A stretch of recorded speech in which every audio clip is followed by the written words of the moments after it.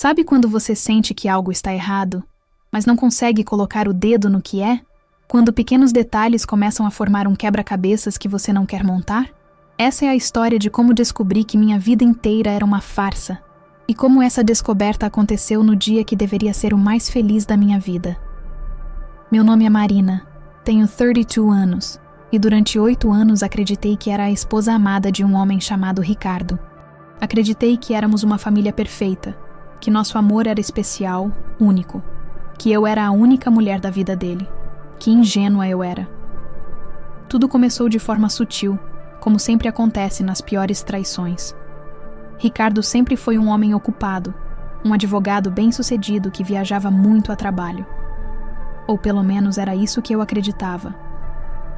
Amor, preciso viajar para São Paulo de novo, ele me disse numa manhã de terça-feira, enquanto amarrava a gravata no espelho do nosso quarto. São 3 dias, no máximo 4. Eu estava amamentando nosso filho Miguel, que tinha apenas 2 meses na época. Sorri para ele pelo reflexo do espelho. Tudo bem, querido. Só tenta não demorar muito, ok? O Miguel está começando a reconhecer seu rosto. Ricardo se virou e me deu um beijo na testa. Um beijo frio, mecânico. Na época, atribuí isso ao estresse do trabalho. Você é a melhor esposa do mundo, Marina. Não sei o que eu faria sem você. Essas palavras ecoaram na minha mente por meses depois. A ironia cruel delas me machuca até hoje. Os sinais estavam todos lá, eu só não quis vê-los. As viagens que se tornaram mais frequentes depois que Miguel nasceu, os telefonemas que ele atendia no banheiro. A forma como ele começou a ser mais carinhoso comigo, não o carinho genuíno que tínhamos no início do relacionamento, mas uma atenção exagerada, quase culposa. Por que você está sendo tão gentil ultimamente? Perguntei numa noite, depois que ele chegou com flores e chocolate sem motivo aparente. Não posso mimar minha esposa? Ele respondeu, me abraçando por trás enquanto eu lavava a louça. Você é incrível, Marina. Cuidando de tudo aqui em casa, do Miguel. Eu te admiro muito. Eu derreti. Que idiota. O que eu não sabia era que Ricardo estava sendo gentil comigo porque sua consciência pesada estava corroendo ele por dentro.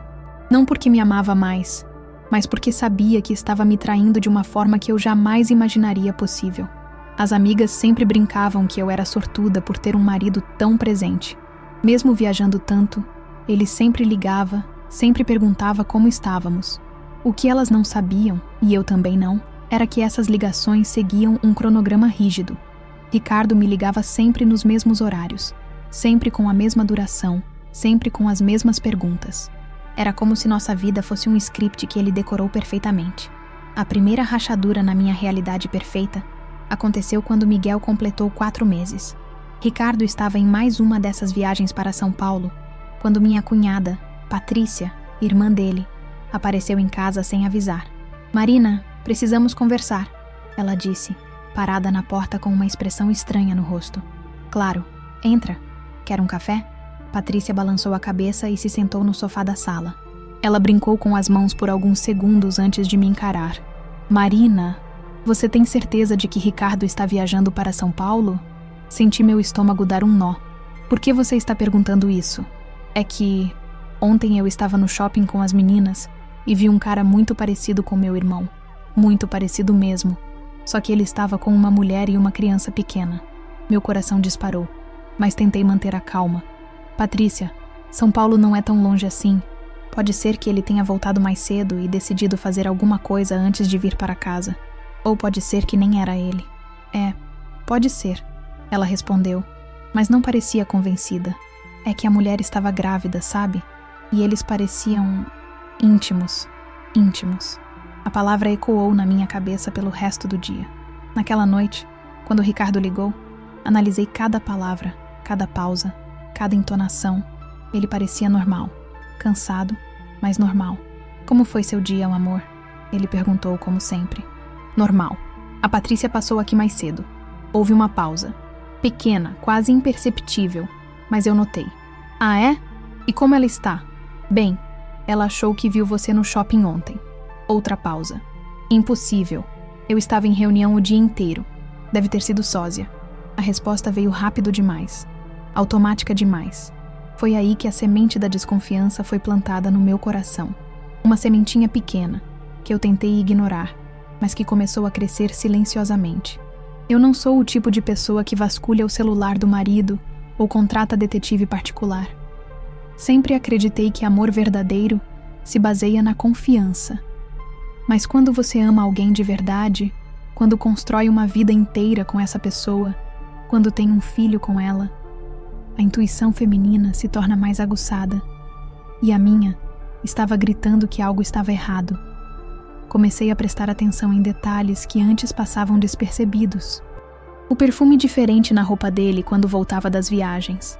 As marcas de bronzeado que não batiam com o clima de São Paulo. A forma como ele às vezes me chamava de querida, ao invés de amor.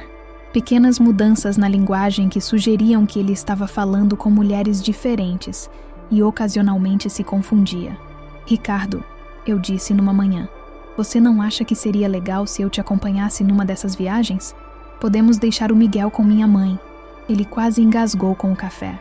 Amor, você sabe como são essas viagens de trabalho. Fico o tempo todo em reunião, seria chato para você. Mas podemos aproveitar a noite e sair para jantar.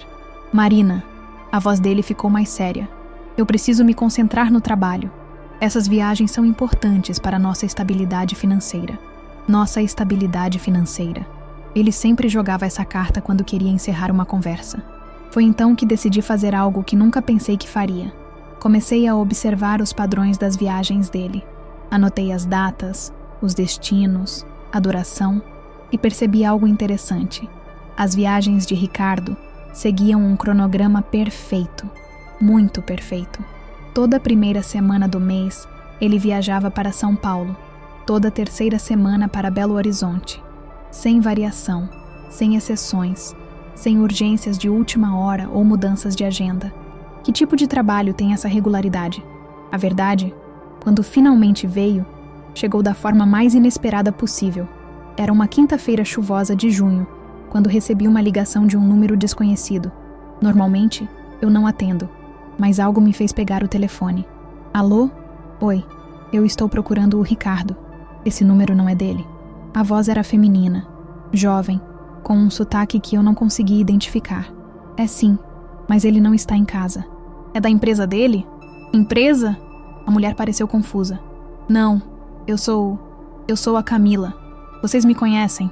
Meu sangue gelou. Desculpa, acho que você se enganou de número. Não. Esse é o número que Ricardo me deu. Ele disse que se eu precisasse de alguma coisa urgente, era para ligar nesse número. Eu estou passando mal e queria que ele soubesse.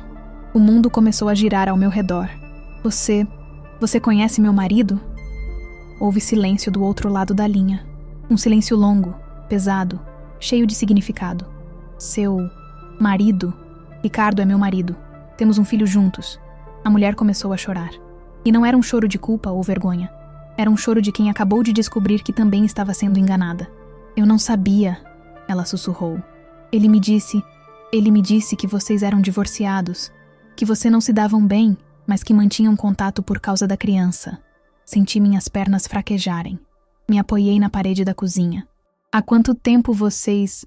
2 anos, ela respondeu ainda chorando. Estamos juntos há 2 anos. Eu estou grávida de 6 meses. O telefone caiu da minha mão. Camila estava grávida, de 6 meses. E Ricardo vivia comigo como se nada estivesse acontecendo. Como se eu fosse a única mulher da vida dele. Como se nosso casamento fosse real. Peguei o telefone do chão com as mãos tremendo. Camila, eu estou aqui. Onde você mora? Em Belo Horizonte. Belo Horizonte. As viagens da terceira semana de cada mês. E há quanto tempo ele te visita regularmente?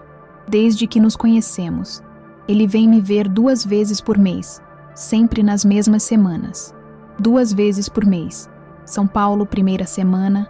Belo Horizonte, terceira semana. Camila, minha voz saiu mais firme do que eu esperava. Você conhece alguma mulher chamada... sei lá, alguma outra mulher na vida do Ricardo? Ela ficou em silêncio por alguns segundos. Por que você está perguntando isso? Porque se ele mentiu para mim sobre você, e mentiu para você sobre mim, pode haver outras. O que saiu da boca dela em seguida destruiu completamente qualquer vestígio da vida que eu acreditava ter. Tem a Fernanda, ela sussurrou. Em São Paulo. Eles se conheceram há 4 anos. Ela também tem um filho dele. Você conhece aquela sensação quando sua vida inteira desmorona em questão de segundos? Quando você descobre que tudo em que acreditava era mentira? É como se o chão sumisse debaixo dos seus pés e você ficasse caindo no vazio, sem saber onde ou quando vai parar. Depois da ligação com Camila, fiquei sentada no chão da cozinha por 2 horas, olhando para o nada. Miguel chorou e eu o peguei no colo automaticamente, sem processar completamente o que estava acontecendo. Meu marido tinha 2 famílias além da nossa. 2. Fernanda em São Paulo há 4 anos, com um filho. Camila em Belo Horizonte há 2 anos, grávida de 6 meses. E eu, a primeira, a oficial, vivendo uma mentira há 8 anos. Como é possível um homem viver 3 vidas simultâneas? Como ele conseguia manter 3 mulheres, 3 relacionamentos, 3 famílias sem que nenhuma de nós suspeitasse? Bem, até aquele dia, liguei para Camila de volta. Precisávamos conversar. Camila, sou eu, Marina. Oi, ela ainda estava chorando. Você tem o contato da Fernanda? Tenho o Instagram dela. Ricardo mostrou fotos uma vez. Disse que ela era uma amiga. Uma amiga. Eu ri, mas não tinha graça nenhuma. Você pode me passar? Marina, o que você vai fazer? Era uma boa pergunta. O que eu ia fazer? Minha primeira reação foi querer destruir Ricardo, expor sua mentira, fazer com que ele pagasse por ter brincado com nossas vidas dessa forma. Mas olhei para Miguel dormindo no carrinho e percebi que qualquer decisão que eu tomasse afetaria não apenas a mim, mas a ele também, e às outras crianças, e às outras mulheres que, como eu, eram vítimas dessa situação. Vou conversar com ela primeiro, respondi. Precisamos entender completamente o que está acontecendo antes de qualquer coisa. Entrar em contato com Fernanda foi uma das coisas mais difíceis que já fiz na vida.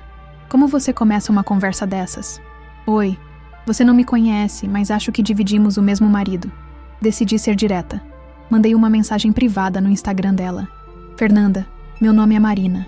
Sou casada com Ricardo há 8 anos e tenho um filho com ele. Preciso muito conversar com você. É urgente. Ela respondeu em 5 minutos. Marina, Ricardo me falou de você. Vocês não são divorciados? Meu coração apertou. Ele havia contado para ela sobre mim, mas havia mentido sobre nosso status de relacionamento. Não, Fernanda. Somos casados. Vivemos juntos.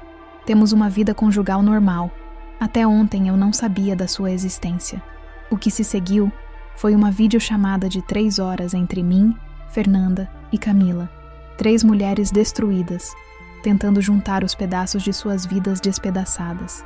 Fernanda tinha 29 anos, era professora e vivia com Ricardo há 4 anos.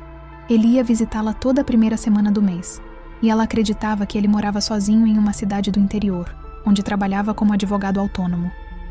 O filho deles, João, tinha 3 anos.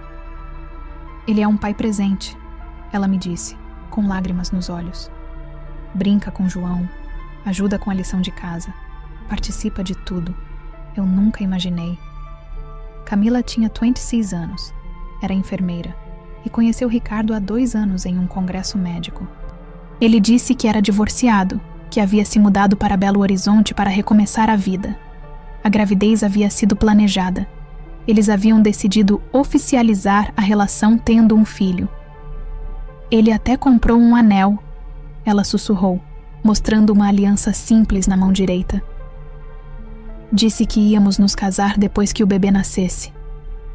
E eu, Marina, 32 anos, psicóloga, casada há 8 anos com um homem que eu achava que conhecia completamente, que dormia na minha cama, que conhecia meus pais, que havia me pedido em casamento, que estava presente no parto do nosso filho.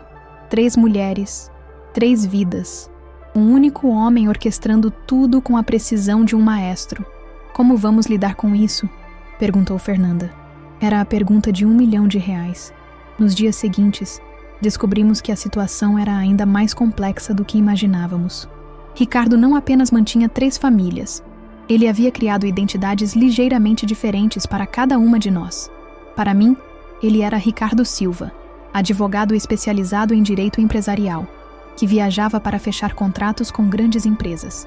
Para Fernanda, ele era Ricardo Santos, advogado autônomo que atendia clientes em cidades pequenas. Para Camila, ele era Ricardo Silveira, consultor jurídico que prestava serviços para hospitais e clínicas. 3 nomes similares, mas documentos diferentes. Descobrimos isso quando Camila verificou os documentos que ele havia deixado na casa dela. CPF diferente, RG diferente. Tudo falso, exceto a profissão. Como alguém consegue viver assim? Fernanda perguntou durante uma de nossas ligações. Como ele lembra de tudo? Como não se confunde? Ele deve ter anotações, eu respondi. Algum sistema para não misturar as informações. E eu estava certa. Uma semana depois, quando Ricardo estava viajando para São Paulo, ou seja, visitando Fernanda, decidi investigar seus pertences em casa. No escritório dele, encontrei um notebook que eu nunca havia visto antes. A senha era fácil de descobrir. 1, 2, 3, 4, 5, 6. Ricardo sempre foi ruim com tecnologia. O que encontrei ali me deixou nauseada. Havia uma planilha do Excel com nossas informações. 3 abas. Marina, Fernanda, Camila.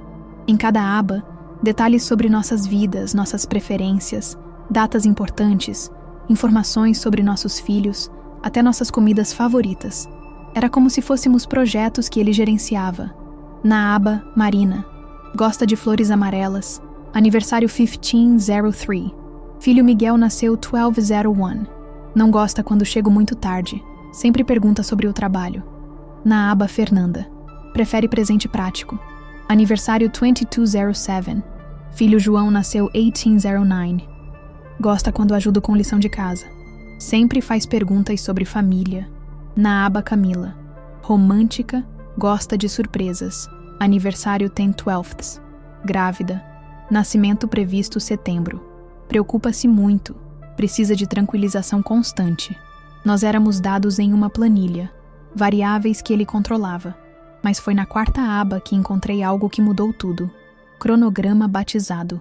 Ricardo havia planejado o batizado do nosso filho com a mesma meticulosidade com que gerenciava suas 3 vidas. E, aparentemente, havia decidido que aquele seria o momento perfeito para uma reunião familiar ampliada.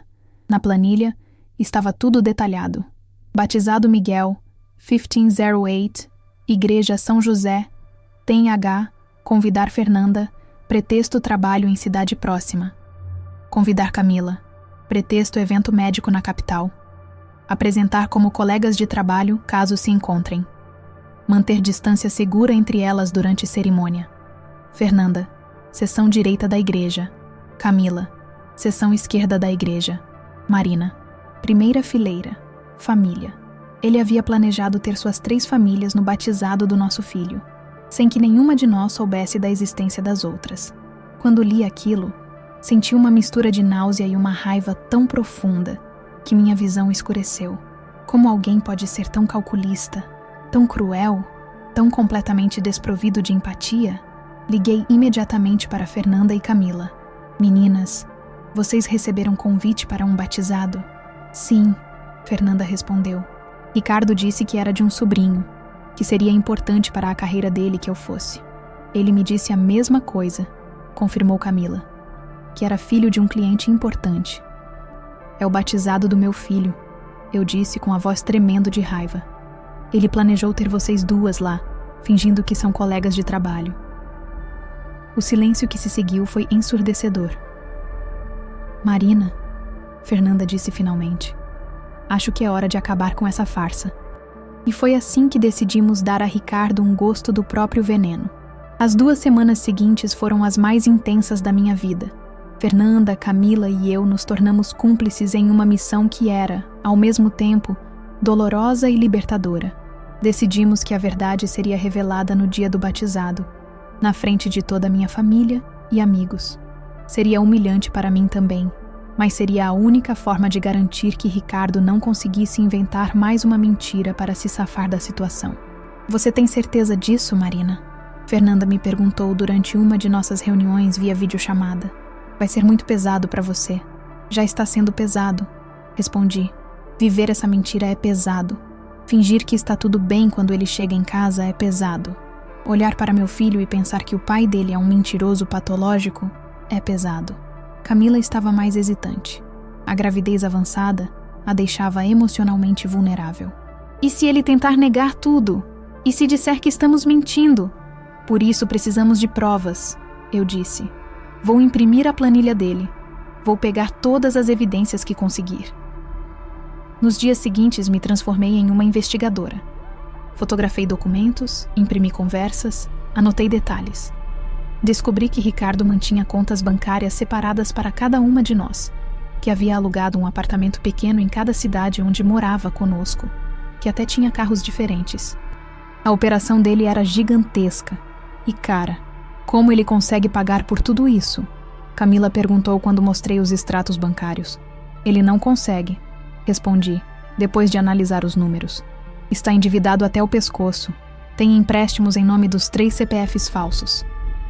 Ricardo estava vivendo uma vida tripla financiada por uma montanha de dívidas. A casa onde eu morava estava hipotecada. O apartamento da Fernanda estava atrasado 3 meses no aluguel.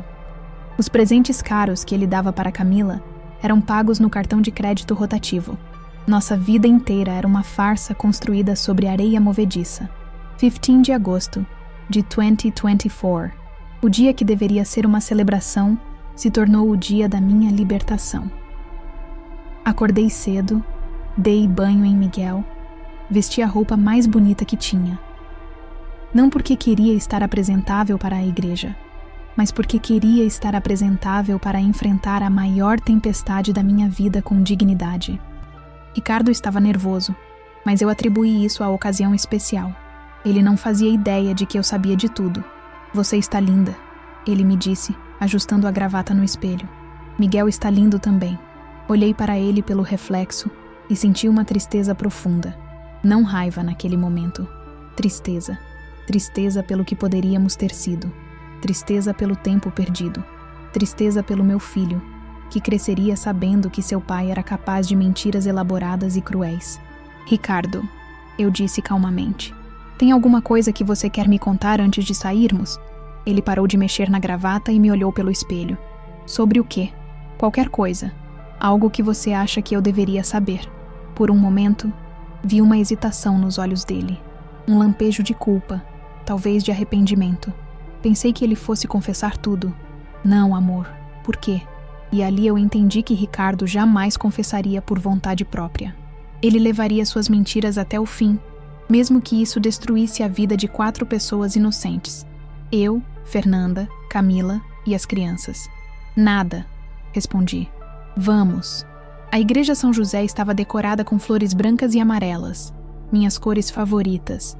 Um detalhe que Ricardo havia anotado na planilha e usado para impressionar as outras mulheres, falando sobre sua atenção ao detalhes românticos. Cheguei com Ricardo e Miguel às Needed at 30. Os convidados já estavam chegando. Meus pais, seus pais, irmãos, primos, amigos. Cerca de 40 pessoas que eu amava e respeitava, que estavam ali para celebrar um momento especial da vida do meu filho, e que em breve descobririam que minha vida era uma mentira. Às 9:45, vi Fernanda entrando na igreja. Ela estava elegante, usando um vestido azul marinho e segurava a mão de um menino loiro, João, filho dela e de Ricardo. Meu meio enteado, que eu estava conhecendo pela primeira vez. Ricardo a cumprimentou educadamente, como faria com qualquer colega de trabalho. Marina, essa é Fernanda, que trabalha comigo em São Paulo. Fernanda, minha esposa Marina e meu filho Miguel. Fernanda me deu um abraço longo, significativo, cheio de solidariedade silenciosa. É um prazer te conhecer, Marina. Miguel é lindo. Às 9:50, Camila chegou. Grávida de 8 meses, radiante em um vestido rosa claro, ela parecia uma boneca. Ricardo repetiu a mesma apresentação. Marina, essa é Camila, colega de Belo Horizonte. Camila, minha esposa Marina. Camila me cumprimentou com carinho, e quando nos abraçamos, senti o bebê dela se mexer na barriga. Meu meio-irmão ou meia-irmã em gestação. Obrigada por me convidarem, ela disse, olhando diretamente nos meus olhos. É uma honra estar aqui. Aos olhos de qualquer pessoa na igreja, eram apenas 2 colegas de trabalho do Ricardo que haviam sido gentilmente convidadas para o batizado. Educadas, elegantes, respeitosas. Elas não faziam ideia do que estava por vir. O padre João, que conhecia nossa família há anos, conduziu a cerimônia com o carinho habitual. Miguel, que aos 8 meses já era um bebê esperto e sorridente, ficou calmo durante todo o ritual. Eu segurava meu filho no colo, ao lado de Ricardo, recebendo as bênçãos, respondendo às perguntas do padre, vivendo o papel da esposa e mãe feliz pela última vez. Porque eu sabia que, em poucos minutos, tudo mudaria. Durante a cerimônia, observei Ricardo discretamente. Ele alternava olhares entre o altar, a congregação e, vez ou outra, disfarçadamente, para Fernanda e Camila. Estava claramente nervoso, mas controlado, ainda confiante de que seu plano estava funcionando perfeitamente. Quando o padre perguntou se tínhamos algo a declarar sobre nosso compromisso com a educação cristã de Miguel, Ricardo respondeu com a voz firme: "Padre, prometo que, junto com minha esposa Marina, educarei meu filho nos valores cristãos de honestidade, fidelidade e amor ao próximo." Honestidade, fidelidade. As palavras ecoaram pela igreja como uma piada cruel. Após a cerimônia religiosa, todos se dirigiram ao salão paroquial para o almoço de comemoração. Era um espaço aconchegante, decorado com as mesmas flores da igreja, onde havíamos preparado um buffet simples, mas caprichado. Foi ali que nossa encenação cuidadosamente planejada começou. Durante o almoço, Fernanda, Camila e eu executamos nosso plano com a precisão de atrizes experientes. Primeiro, Fernanda se aproximou de minha mãe. "Dona Carmen, a senhora tem netos lindos", ela disse, apontando para Miguel. "Obrigada, querida. Você é colega do Ricardo?" "Sou, sim. Trabalho com ele há 4 anos. Inclusive, essa é minha família também." Ela chamou João, que estava brincando com outras crianças. "João, vem cumprimentar a vovó do Miguel." Minha mãe ficou confusa. "Vovó? Desculpa." Fernanda corrigiu rapidamente. "Eu quis dizer a avó do Miguel. É que João chama o Ricardo de papai também, então às vezes me confundo." O sangue de minha mãe gelou. Ela me olhou do outro lado do salão com uma expressão de pânico. Simultaneamente, Camila estava conversando com meu pai. "Seu genro é um homem maravilhoso, seu Antônio", ela disse, passando a mão na barriga. "Estou muito feliz que ele tenha aceitado ser padrinho do meu bebê." "Padrinho?" meu pai perguntou, franzindo a testa. "É, o Ricardo vai ser padrinho da nossa filha. Inclusive, ela vai nascer no mês que vem. Estamos muito ansiosos."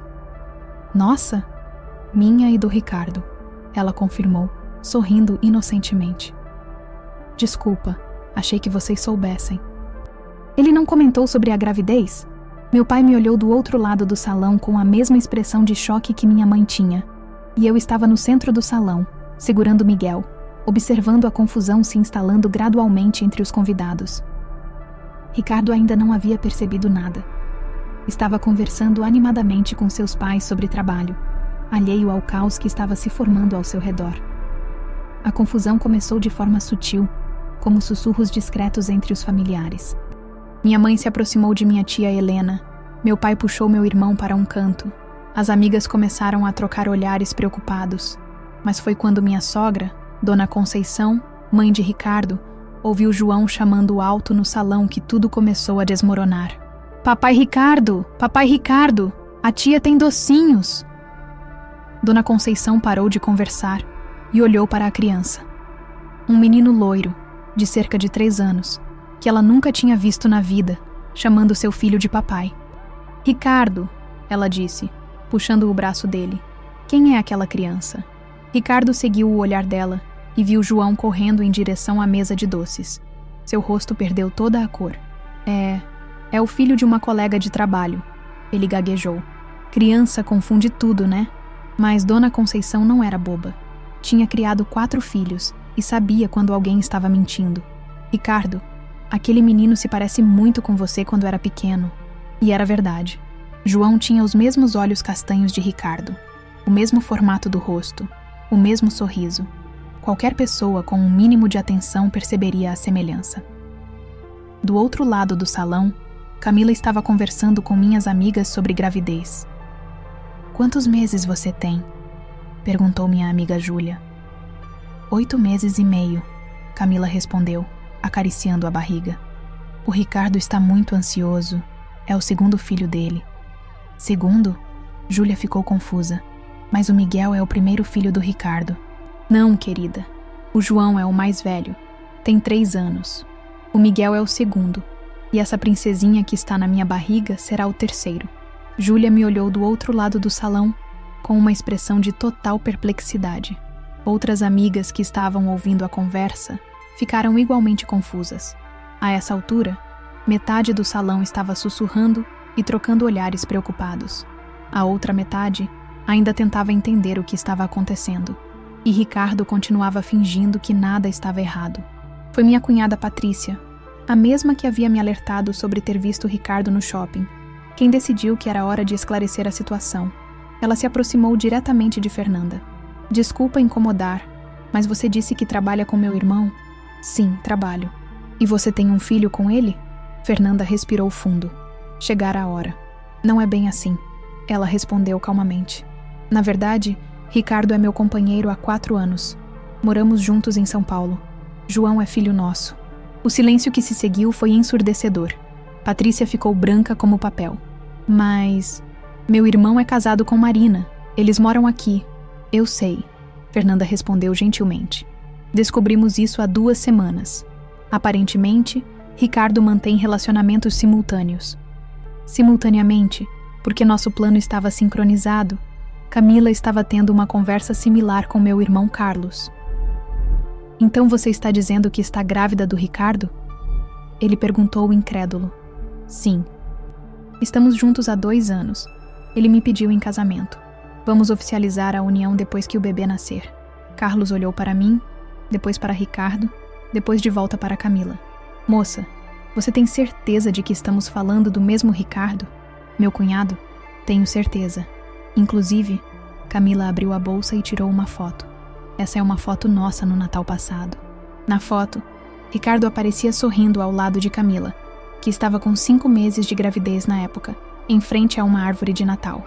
Ele usava a mesma camisa xadrez que havia ganhado de mim de presente de Natal, que ele disse ter perdido durante uma viagem. Carlos pegou a foto com as mãos tremendo. A essa altura, a confusão no salão era generalizada. Familiares se reuniam em grupos, sussurrando e apontando. As crianças, alheias ao drama dos adultos, continuavam brincando. E Ricardo finalmente percebeu que algo estava muito errado. Ele se aproximou de mim, onde eu estava parada no centro do salão, ainda segurando Miguel. Marina, o que está acontecendo? Por que todo mundo está olhando para mim desse jeito? Olhei nos olhos dele, aqueles olhos castanhos que eu amei por 8 anos, que me faziam sentir especial, única, amada, e senti uma mistura de pena e nojo. Acho que chegou a hora de você contar para todo mundo quem você realmente é, Ricardo. Do que você está falando? Nesse momento, meu pai se aproximou de nós, segurando a foto que Camila havia mostrado. Ricardo, você pode me explicar essa foto? Ricardo olhou para a imagem e eu vi o exato momento em que ele entendeu que seu mundo havia desmoronado. Seus ombros caíram, seu rosto perdeu toda a cor, suas mãos começaram a tremer. Eu posso explicar. Pode explicar o quê? A voz da minha mãe cortou o ar como uma lâmina. Ela se aproximou de nós segurando João pela mão. Pode explicar por que essa criança tem sua cara? Pode explicar por que ela te chama de papai? Pode explicar por que há uma mulher grávida aqui dizendo que é sua noiva? O salão inteiro ficou em silêncio. Todos os convidados pararam suas conversas e se voltaram para nós. Ricardo olhou ao redor. Viu Fernanda e Camila se aproximando. Viu todas as pessoas que ele conhecia há anos olhando para ele com expressões de choque e descrença. E então, fez a única coisa que homens como ele sabem fazer quando são encurralados. Tentou mentir mais uma vez. Marina, amor, eu posso explicar tudo isso. Há um mal-entendido. Chega, Ricardo. Minha voz saiu mais forte do que eu esperava, ecoando pelo salão silencioso. Chega de mentiras. Chega de mal-entendidos. Chega de explicações. Entreguei Miguel para minha mãe e peguei a pasta que eu havia preparado. Todas as evidências que coletei durante as últimas 2 semanas. Pessoal, eu disse, me dirigindo a todos os convidados. Peço desculpas por transformar o batizado do meu filho nisto, mas vocês merecem saber a verdade. Eu merecia saber a verdade. Abri a pasta e tirei a planilha impressa. Durante 8 anos, acreditei que era casada com um homem honesto, fiel, dedicado à família. Descobri há 2 semanas que Ricardo mantém 3 famílias simultâneas. Um murmúrio de choque percorreu o salão. Fernanda, eu disse apontando para ela. Não é uma colega de trabalho. É companheira do Ricardo há 4 anos. Eles moram juntos em São Paulo. João é filho dos 2. Fernanda acenou timidamente para os convidados, que a olhavam com uma mistura de curiosidade e compaixão. Camila, continuei, não é apenas uma conhecida de Belo Horizonte. É noiva do Ricardo há 2 anos. Está grávida de 8 meses de uma filha que ele fez questão de planejar. Camila colocou a mão na barriga, visivelmente emocionada. E eu, minha voz começou a tremer, mas continuei firme. Sou Marina, a esposa oficial, que vive com ele há 8 anos, que teve um filho com ele, que construiu uma vida inteira baseada numa mentira. Mostrei a planilha para todos verem. Ricardo organizou nossas vidas como se fôssemos projetos empresariais. 3 abas no Excel: Marina, Fernanda, Camila, com informações detalhadas sobre cada uma de nós. Inclusive, planejou ter vocês 2 aqui hoje, fingindo que eram colegas de trabalho. Os murmúrios se transformaram em exclamações de indignação. Ricardo, que até então havia tentado manter algum controle da situação, finalmente desmoronou. Marina, por favor. Por favor o quê, Ricardo? Por favor, continue mentindo? Por favor, destrua a vida de mais 3 mulheres? Por favor, continue tratando seus filhos como acessórios nas suas fantasias? Lágrimas começaram a descer pelo meu rosto, mas não eram lágrimas de tristeza. Eram lágrimas de raiva, de libertação, de alívio por finalmente poder falar a verdade. Vocês querem saber o que mais me dói? Continuei olhando para todos os convidados. Não é só a traição, é a forma calculada, fria, como ele fez isso. Nós não somos pessoas para ele. Somos variáveis numa equação que ele controlava perfeitamente. O que aconteceu a seguir foi uma explosão de emoções que eu nunca esquecerei. Meu pai, homem pacato que em 60 anos de vida nunca havia levantado a voz para ninguém, se aproximou de Ricardo com os punhos cerrados. Você é um verme, ele disse com uma frieza que me arrepiou. Você brincou com a vida da minha filha, enganou toda a nossa família, destruiu a infância de crianças inocentes. Minha mãe segurava Miguel e chorava silenciosamente, olhando para João, seu neto que ela não sabia que existia, com uma mistura de amor e dor. Dona Conceição, mãe de Ricardo, se aproximou de Fernanda e Camila. Meninas, ela disse com a voz embargada. Eu peço perdão pelo que meu filho fez com vocês. Eu não sabia de nada. Fernanda começou a chorar. Camila se segurou na parede, claramente abalada. Mas Ricardo ainda tentava controlar a narrativa. Gente, por favor, vamos conversar com calma. Isso tudo está sendo mal interpretado. Foi quando meu irmão Carlos perdeu a paciência. Mal interpretado? Sua planilha está aqui, Ricardo. Suas mentiras estão documentadas. Você tem 3 famílias. Carlos, você não entende a situação. Eu não entendo, Carlos gritou. Você engravidou 2 mulheres enquanto era casado com minha irmã. Você tem crianças que não conhecem os próprios irmãos.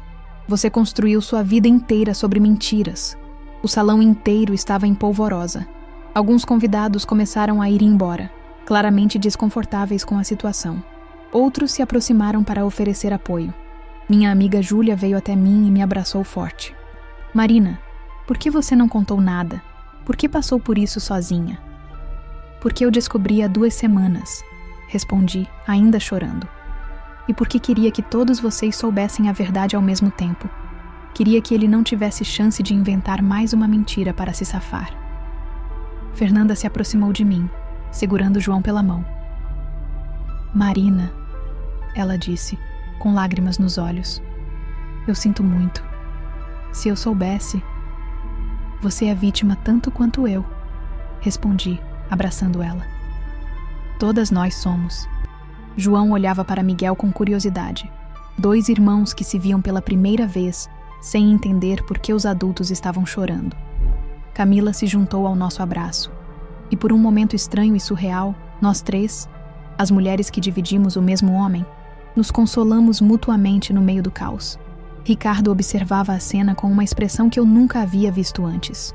Não era arrependimento, não era remorso, era desespero. O desespero de alguém que vê seu castelo de cartas desabando e não consegue impedir. "Marina", ele disse, se aproximando de nós. "Preciso falar com você. A sós." "Não", respondi firmemente. "Não temos mais nada para conversar a sós. 8 anos de conversas a sós foram baseadas em mentiras. Por favor, pelo amor que você ainda sente por mim." Essa frase me fez parar. Olhei bem nos olhos dele e percebi que Ricardo realmente acreditava que eu ainda o amava. Que, de alguma forma, ele ainda poderia me convencer a perdoá-lo, a aceitar sua versão distorcida dos fatos. "Ricardo", disse calmamente, "eu não sinto mais nada por você, nada além de pena." A palavra pena o atingiu como um tapa. Ele recuou, claramente ferido. "Como você pode dizer isso, depois de tudo que vivemos juntos?" "Tudo que vivemos juntos foi mentira", respondi. "Cada beijo, cada eu te amo, cada momento íntimo, cada plano para o futuro, tudo era mentira. Enquanto você me dizia que eu era a mulher da sua vida, você estava construindo outras vidas com outras mulheres." Patrícia, minha cunhada, se aproximou do irmão. "Ricardo, como você conseguiu fazer isso? Como conseguiu olhar nos olhos da Marina todos os dias e mentir?" Ricardo se virou para a irmã, e pela primeira vez desde que a verdade havia sido revelada, eu vi uma rachadura na sua fachada de vítima incompreendida. "Patrícia, você não vai entender." "Tenta me explicar", ela disse cruzando os braços. "Tenta me explicar como meu irmão, que eu admirava, que eu apresentava para minhas amigas como exemplo de homem de família, se transformou num mentiroso patológico." Ricardo olhou ao redor do salão, viu todas as pessoas que o conheciam há anos, olhando para ele com descrença e desprezo, e aparentemente decidiu que a única saída era tentar se fazer de vítima. "Vocês não entendem", ele começou, com a voz embargada. "Eu não queria que as coisas acontecessem dessa forma. Tudo começou de forma inocente." "Inocente?", Fernanda interrompeu. "Você disse que era divorciado. Me mentiu desde o primeiro dia. Eu estava confuso. Meu casamento com Marina não estava bem." "Não estava bem?", eu explodi. "Ricardo, você dormia na minha cama todas as noites que não estava viajando. Fazíamos amor regularmente. Planejamos ter o Miguel. Em que momento nosso casamento não estava bem? Marina, você não entende a pressão que eu estava vivendo." "Pressão?", meu pai interveio. "Que pressão justifica mentir para 3 mulheres simultaneamente? Que pressão justifica ter filhos com pessoas diferentes enquanto mente sobre sua situação conjugal?" Ricardo começou a suar. Estava claramente desesperado, tentando encontrar alguma justificativa que fizesse sentido. Eu amo vocês 3, ele disse, olhando para mim, Fernanda e Camila. De formas diferentes, mas eu amo. Não conseguia escolher. O salão inteiro ficou em silêncio diante da audácia da declaração. Camila foi a primeira a reagir. "Você me ama?", ela perguntou incrédula. "Você me ama, e por isso me mentiu sobre sua situação? Me fez acreditar que éramos um casal? Me fez planejar um filho achando que íamos nos casar? Camila, você me ama, e por isso me deixou passar por uma gravidez inteira, pensando que tinha um companheiro dedicado, quando na verdade eu era apenas uma amante que você visitava 2 vezes por mês." Fernanda se juntou ao confronto. "E me amar significava me deixar criar meu filho acreditando que ele tinha um pai presente, quando na verdade você tinha outras 2 famílias que eram prioridade?" "Fernanda, não é assim." "Como é então?", eu perguntei.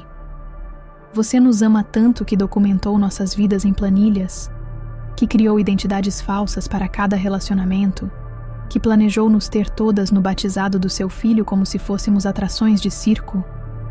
Ricardo não tinha resposta. Pela primeira vez em 8 anos, eu o vi completamente sem palavras, sem uma mentira convincente, sem uma manipulação emocional para sair da situação. Foi então que aconteceu algo que eu não esperava. A família de Ricardo se voltou contra ele. Seu pai, seu José, homem conservador e religioso, se aproximou do filho com uma expressão de decepção profunda. Ricardo, ele disse com a voz grave, você desonrou nosso nome, desonrou nossa família, desonrou os valores que tentamos te ensinar. Pai, não me chame de pai agora. Um filho meu não faria isso com mulheres inocentes. Um filho meu não mentiria dessa forma. Dona Conceição, que estava consolando João, se virou para o filho. Ricardo, essa criança é meu neto. Essa moça, ela apontou para Camila, está grávida da minha neta. E eu estou conhecendo eles hoje porque você mentiu para toda a família. Mãe, eu posso explicar. Explicar o quê? Ela gritou. E Dona Conceição nunca gritava. Explicar por que meus netos não se conhecem? Explicar por que essas mulheres sofreram nas mãos do meu filho? Explicar por que você transformou a vida delas num inferno? Patrícia, que sempre foi próxima do irmão, se aproximou dele com lágrimas nos olhos.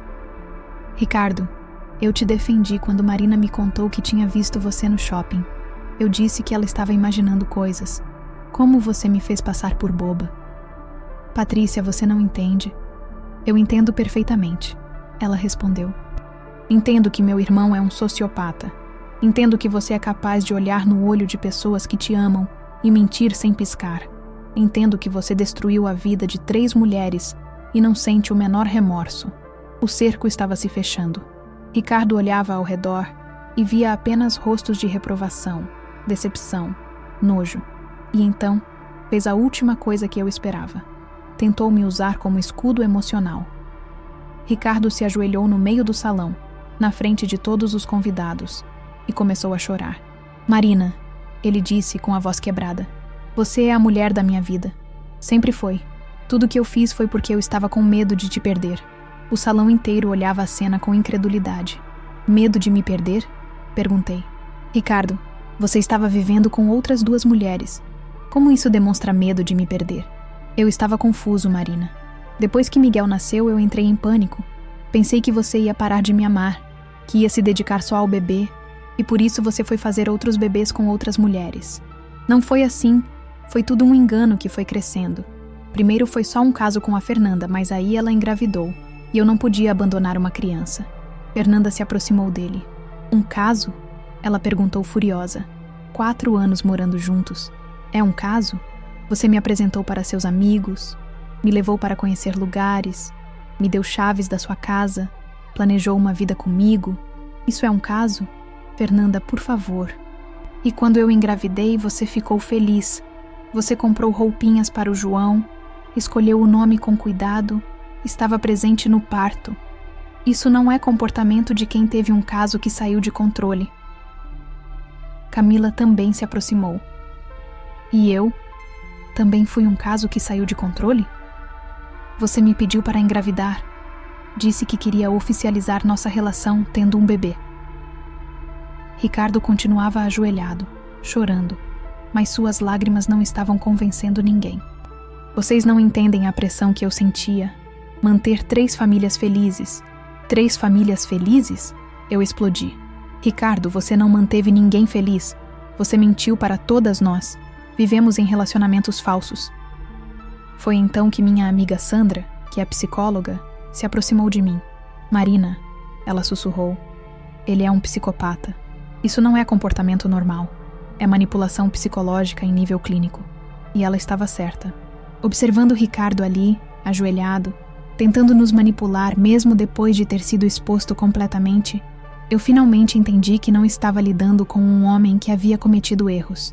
Estava lidando com alguém que não sentia empatia genuína, que via outras pessoas como objetos para satisfazer suas necessidades. Olhei para Ricardo, ajoelhado no chão do salão, cercado por pessoas que o desprezavam, tentando uma última manipulação emocional, e senti nada, nem raiva, nem tristeza, nem pena. Apenas um vazio onde antes havia amor.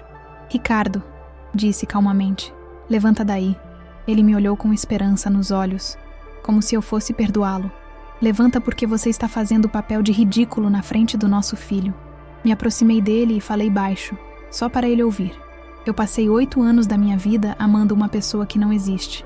O Ricardo que eu conheci, que me fez rir, que me consolou, que planejou uma vida comigo, que foi carinhoso, atencioso, presente. Essa pessoa não existe, nunca existiu. Ele tentou me interromper, mas continuei. Você é um ator, Ricardo. Um ator muito bom. Conseguiu me enganar por 8 anos, enganar Fernanda por 4, enganar Camila por 2. Parabéns, você é talentoso. Marina. Mas o show acabou, disse, ainda falando baixo. Todo mundo já viu quem você realmente é. Não adianta mais chorar, se ajoelhar, se fazer de vítima. Todo mundo sabe. Me afastei dele e falei alto, para todos ouvirem. Pessoal, peço desculpas novamente por ter transformado o batizado do Miguel nisso. Mas eu precisava que todos soubessem a verdade. Olhei para Fernanda e Camila. E vocês duas, vocês são bem-vindas na vida do Miguel sempre que quiserem. João é irmão do meu filho. O bebê da Camila também será. As crianças não têm culpa dos erros do pai delas. Fernanda começou a chorar. Marina, obrigada. Eu não sabia como ia ser depois de tudo isso. Nós somos vítimas da mesma pessoa, respondi. E agora somos sobreviventes da mesma pessoa. Precisamos nos apoiar. Camila se aproximou e me abraçou. Você é mais forte do que eu imaginava, ela disse. Eu não sei se conseguiria fazer o que você fez. Você conseguiria, respondi. Todas nós conseguimos. Descobrimos, enfrentamos e agora vamos seguir em frente. Nos dias que se seguiram ao batizado, minha vida mudou completamente. Ricardo tentou voltar para casa naquela noite, mas eu havia trocado a fechadura. Deixei as coisas dele em caixas na garagem. Ele mandou mensagens, ligou várias vezes, apareceu na porta chorando, sempre com a mesma conversa, que me amava, que havia cometido erros, que poderíamos recomeçar. Bloqueei o número dele em tudo. Comuniquei através da advogada que qualquer contato deveria ser feito por meio legal. Fernanda voltou para São Paulo e começou o processo de pensão alimentícia para João. Descobriu que o apartamento onde eles moravam estava em nome de um dos CPFs falsos de Ricardo e que ele devia 3 meses de aluguel. Camila deu à luz Isabela 2 semanas depois do batizado. Uma menina linda que nasceu prematura, provavelmente pelo estresse da situação. Ela também entrou com processo de pensão e reconhecimento de paternidade.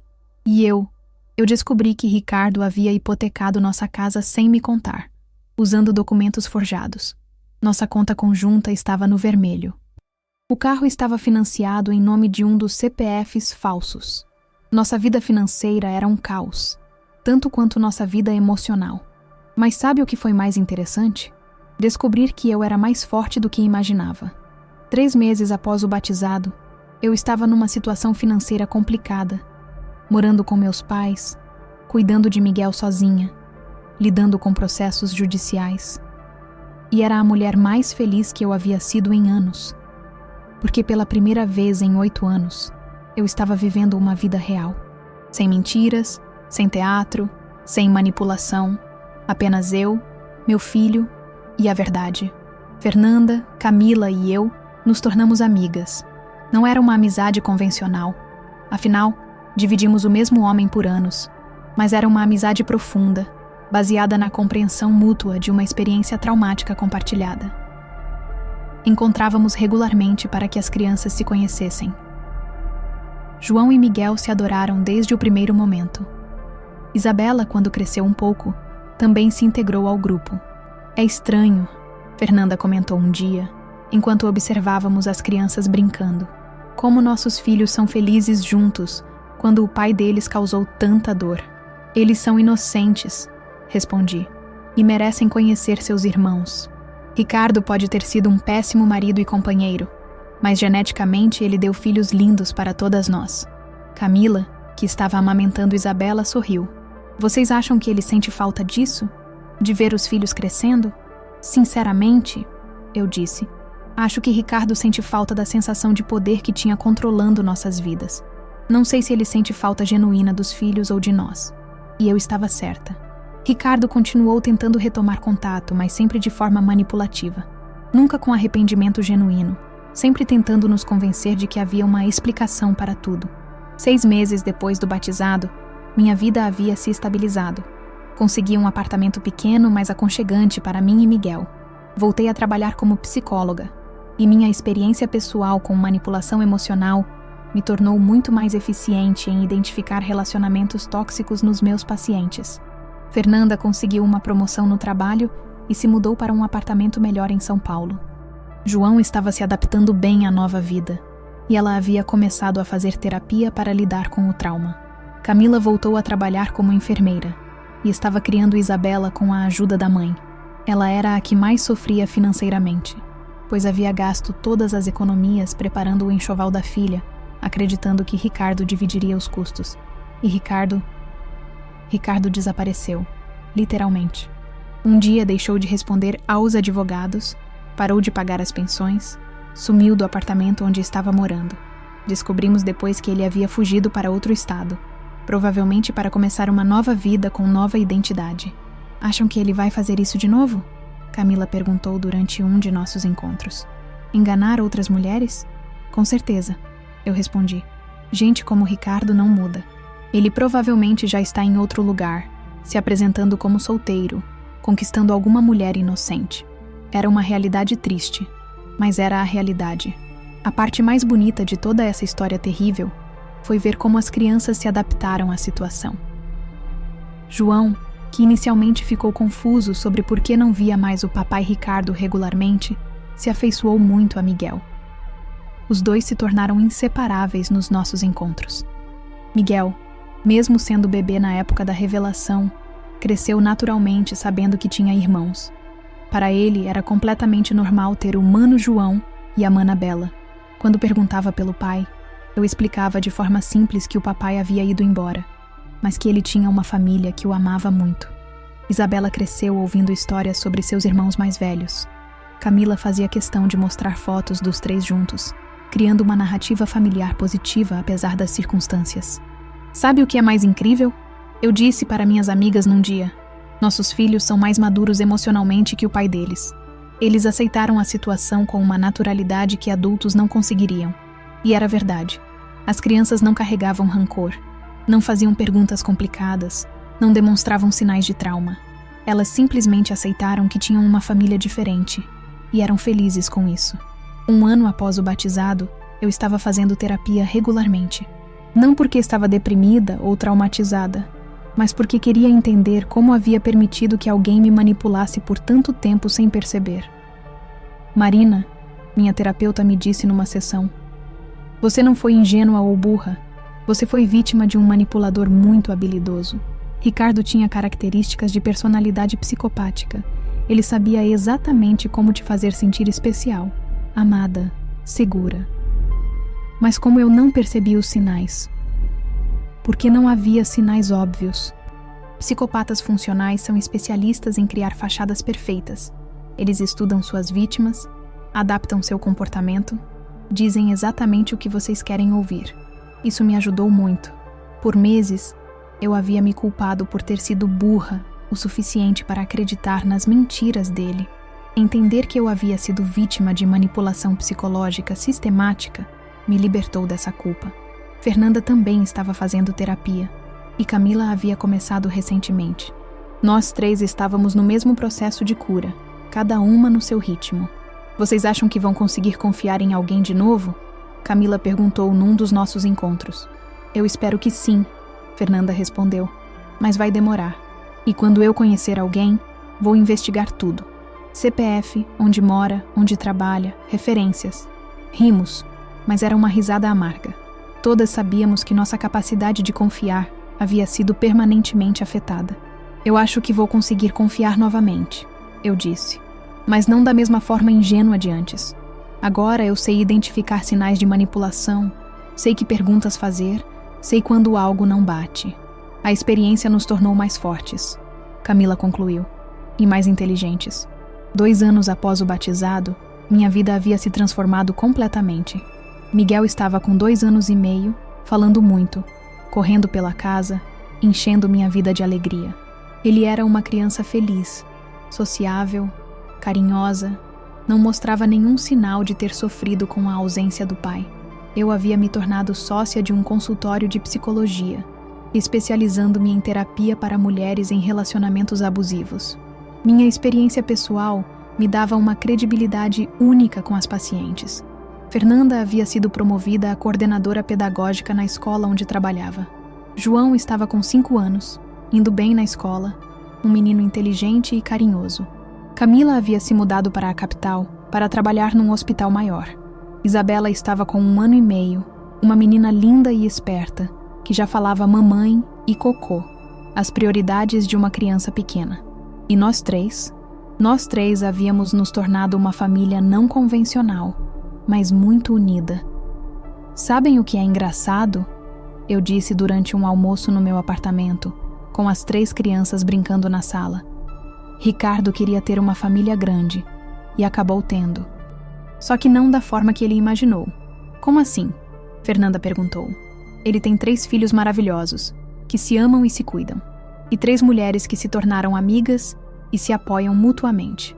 Ele conseguiu criar uma família grande e unida. Só que ele não faz parte dela. Era irônico. E, de certa forma, poético. Em março de 2026, quase 2 anos após o batizado, recebi uma mensagem de um número desconhecido. Marina, sou eu, Ricardo. Preciso falar com você. Por favor, não me ignore. E meu primeiro instinto foi bloquear o número imediatamente. Mas algo me fez hesitar. Talvez curiosidade. Talvez a necessidade de encerramento. O que você quer? Respondi. Quero me desculpar. De verdade, dessa vez. E quero ver meu filho. Você teve 2 anos para se desculpar. E para ver seu filho. E seus outros filhos. Eu sei. Eu estava com vergonha, confuso. Mas agora eu mudei, Marina. Fiz terapia. Encontrei Deus. Estou diferente. Encontrou Deus. Claro. O último refúgio dos manipuladores expostos. Ricardo, você não vai se aproximar do Miguel. Nem de mim, nem das outras crianças. Marina, por favor. Sou pai deles. Pai? Eu explodi. Pai é quem cria, quem cuida, quem está presente. Você é apenas um doador de esperma que mentiu para 3 mulheres. Eu sei que cometi erros. Erros? Digitei furiosamente. Você mentiu sistematicamente por anos. Criou identidades falsas. Forjou documentos. Manipulou 3 mulheres e 3 crianças. Isso não são erros, Ricardo. Isso é sociopatia. Houve uma pausa longa na conversa. Marina, eu te amo. E foi nessa frase que percebi que Ricardo realmente não havia mudado nada. Depois de tudo o que havia acontecido, ele ainda acreditava que suas palavras tinham poder sobre mim. Ricardo, escrevi calmamente.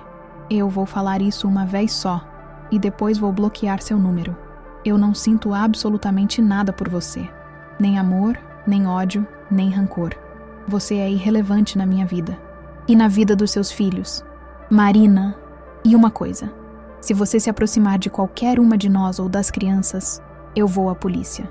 Tenho todos os documentos das suas fraudes, todas as provas da sua manipulação. Você sabe que pode ser preso, não sabe? Bloqueei o número antes que ele pudesse responder. Contei para Fernanda e Camila sobre o contato de Ricardo. As 2 haviam recebido mensagens similares. Ele está testando o terreno, Fernanda disse, vendo se consegue nos manipular de novo. Mas percebeu que não consegue mais, Camila completou. Nós mudamos, evoluímos, e ele continua o mesmo. Era verdade. Nos últimos 2 anos, nós 3 tínhamos crescido imensamente. Havíamos aprendido sobre manipulação psicológica, sobre sinais de alerta em relacionamentos, sobre nossa própria força interior. Ricardo, aparentemente, continuava o mesmo homem que acreditava que charme e lágrimas resolveriam qualquer situação. Sabem o que me deixa mais orgulhosa? Eu disse. É que nossas crianças estão crescendo vendo exemplos de mulheres fortes. João está vendo a mãe dele ser independente e corajosa. Isabela está vendo a mesma coisa. Miguel também. Eles nunca vão aceitar ser tratados da forma que nós fomos. Fernanda concordou. E se forem meninos, nunca vão tratar ninguém dessa forma. Essa é nossa vitória, Camila disse. Interrompemos um ciclo. Mostramos para nossos filhos que é possível sair de situações tóxicas e reconstruir a vida. Em maio de 2026, conheci Daniel. Ele era psicólogo também. Trabalhava com terapia familiar. Era divorciado e tinha uma filha de 7 anos. Nos conhecemos num congresso sobre relacionamentos saudáveis. A ironia não passou despercebida. Daniel era tudo o que Ricardo não era: transparente, honesto, consistente. Quando ele me dizia que ia ao cinema, realmente ia ao cinema. Quando dizia que estava trabalhando até tarde, realmente estava. Quando dizia que me amava, eu sentia que era verdade. Mas mesmo assim, levei 6 meses para confiar nele. Marina, ele me disse numa noite, depois de eu ter perguntado pela 10ª vez onde ele havia estado numa tarde. Eu entendo sua necessidade de confirmação. Sei que você passou por algo traumático, mas preciso que você confie em mim, senão não vai dar certo. Ele estava certo, e eu estava pronta para confiar. Contei toda a minha história para Daniel numa noite longa e difícil. Mostrei as fotos, os documentos, expliquei sobre Fernanda e Camila, sobre as crianças, sobre como havia descoberto tudo. Daniel me ouviu em silêncio, sem julgamentos, sem tentar me dar conselhos. Apenas ouviu. Marina, ele disse quando terminei, obrigado por confiar em mim. E posso te dizer uma coisa? Você é a mulher mais corajosa que eu já conheci. Corajosa? Você descobriu que sua vida inteira era mentira, e ao invés de se vitimizar ou se esconder, você enfrentou a situação de frente. Expôs a verdade, protegeu outras mulheres, reconstruiu sua vida. Isso é coragem. Foi a primeira vez em 2 anos que alguém me fez sentir verdadeiramente especial. Não porque eu era útil, ou porque eu satisfazia alguma necessidade, mas porque eu era genuinamente admirável. Daniel e eu começamos a namorar seriamente 6 meses depois do nosso primeiro encontro. Ele conheceu Miguel, que imediatamente se apaixonou pelo tio Daniel. Conheceu também minha família estendida: Fernanda, Camila, João e Isabela. É uma situação única, ele me disse depois do primeiro almoço com todo mundo junto. Mas é linda. Vocês transformaram uma tragédia numa família. A filha de Daniel, Sofia, se integrou perfeitamente ao grupo. Logo tínhamos 4 crianças brincando juntas, 3 mulheres se apoiando mutuamente, e um homem que genuinamente respeitava nossa história e nossa dinâmica. Daniel, Fernanda disse um dia, obrigada por não tentar consertar nada, por aceitar nossa família do jeito que ela é. Não há nada para consertar, ele respondeu. Vocês já consertaram tudo sozinhas. Em dezembro de 2026, Daniel me pediu em casamento. Foi um pedido simples, em casa, com Miguel no colo dele, e todas as nossas crianças brincando ao redor. Marina, ele disse, ajoelhando na nossa sala, você quer construir uma vida real comigo? Sem mentiras, sem teatro, sem manipulação, só amor verdadeiro e companheirismo. Vida real. Essa foi a frase que me fez chorar. Porque era isso que eu queria, uma vida real. Nos casamos em março de 2027, numa cerimônia pequena e íntima. Fernanda foi minha madrinha, Camila foi daminha de honra. João e Miguel foram pajens. Isabela espalhou pétalas pelo caminho. Sofia segurou minha cauda. Minha família não convencional estava toda ali, celebrando não apenas meu casamento, mas nossa jornada de cura e reconstrução. Durante os votos, olhei nos olhos de Daniel e disse: Daniel, prometo te amar com honestidade. Prometo confiar em você, mas também prometo manter minha independência e minha força. Prometo construir uma família real com você, baseada na verdade e no respeito mútuo. Ele sorriu e respondeu: Marina, prometo te amar respeitando sua história. Prometo ser transparente, consistente e presente. Prometo ajudar a criar nossas crianças com valores sólidos, para que elas nunca aceitem menos do que merecem. Não houve menção a até que a morte nos separe, ou na saúde e na doença. Nossos votos foram sobre escolhas conscientes, sobre construção diária, sobre amor maduro e realista. Porque nós 2 sabíamos que o amor verdadeiro não é um sentimento que acontece com você. É uma decisão que você toma todos os dias. Hoje, enquanto escrevo esta história, são 15 de agosto de 2027, exatos 3 anos desde o batizado que mudou nossas vidas. Miguel tem 3 anos e meio, um menino inteligente e carinhoso que chama Daniel de Papai Daniel e não faz perguntas sobre o outro papai. João tem 6 anos e está aprendendo piano. Isabela tem 2 anos e meio e já mostra sinais de ser tão determinada quanto a mãe. Fernanda está namorando um professor da escola onde trabalha, um homem gentil e transparente que ela investigou por meses antes de aceitar o primeiro encontro. Camila está focada na carreira e na filha, mas começou a se abrir para a possibilidade de um novo relacionamento. E eu sou uma mulher completamente diferente da que era há 3 anos. Não porque mudei minha personalidade, mas porque descobri quem eu realmente sou quando não estou sendo manipulada. Descobri minha força, minha inteligência, minha capacidade de enfrentar crises e sair mais forte do outro lado. Ricardo nos deu um presente sem saber. Nos forçou a encontrar nossa verdadeira identidade. Se você está ouvindo esta história e se identificando com alguma parte dela, quero compartilhar algumas lições que aprendi. Primeiro, confie na sua intuição. Se algo parece errado, provavelmente está errado. Não ignore os sinais porque você quer acreditar numa versão mais bonita da realidade. Segundo, manipuladores são muito habilidosos. Não se culpe por ter sido enganada. Eles sabem exatamente que botões apertar para te fazer sentir especial, amada, segura. Terceiro, você é mais forte do que imagina.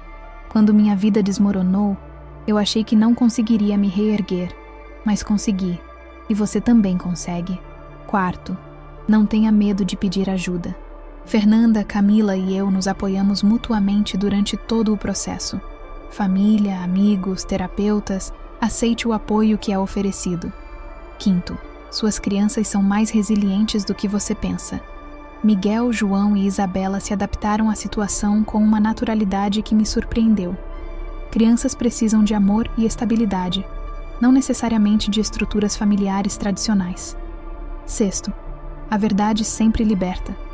Foi doloroso expor Ricardo na frente de toda a minha família e amigos.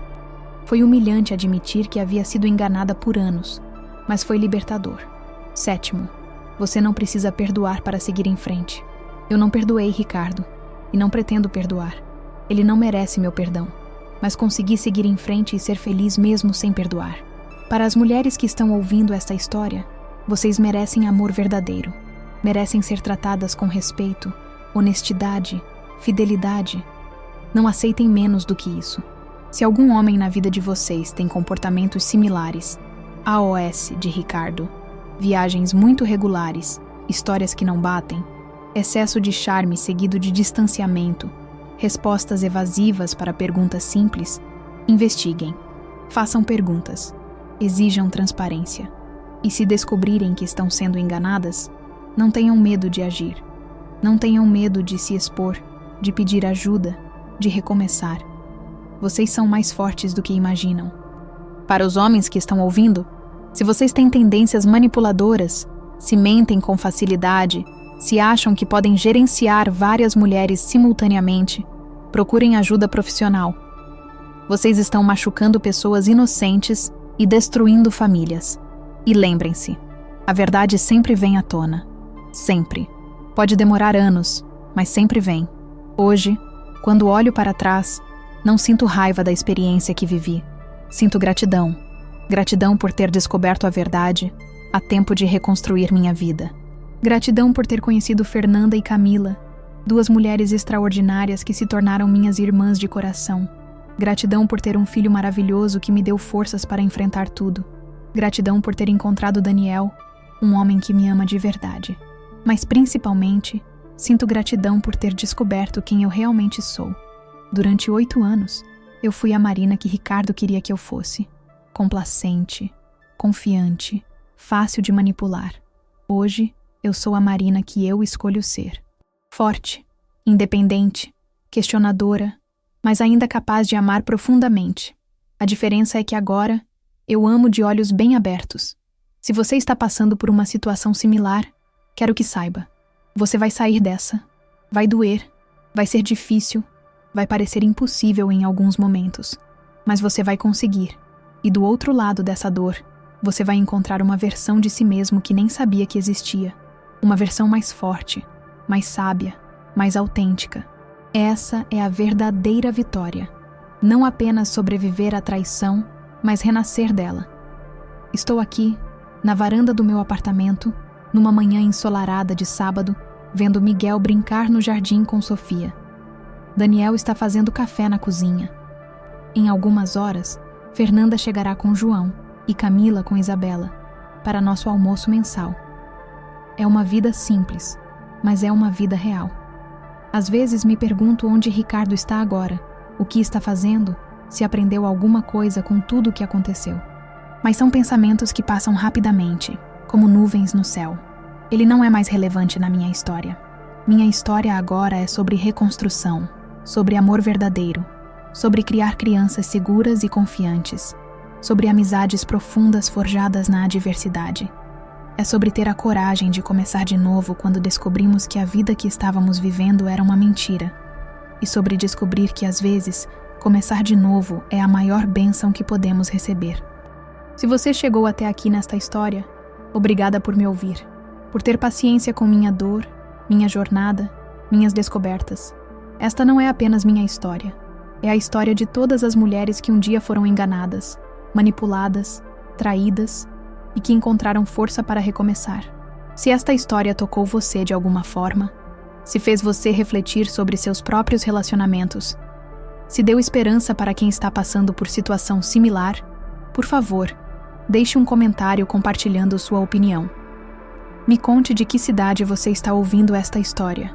E se você conhece alguma mulher que precisa ouvir esta mensagem de esperança e força, compartilhe com ela, porque às vezes, saber que não estamos sozinhas é o primeiro passo para a libertação. Não se esqueça de se inscrever no canal para ouvir mais histórias de superação e transformação, porque todos nós temos uma história para contar, e todas as histórias merecem ser ouvidas. Obrigada por fazer parte da minha jornada. Que você encontre a coragem para viver sua própria verdade, sempre. Com amor e força, Marina.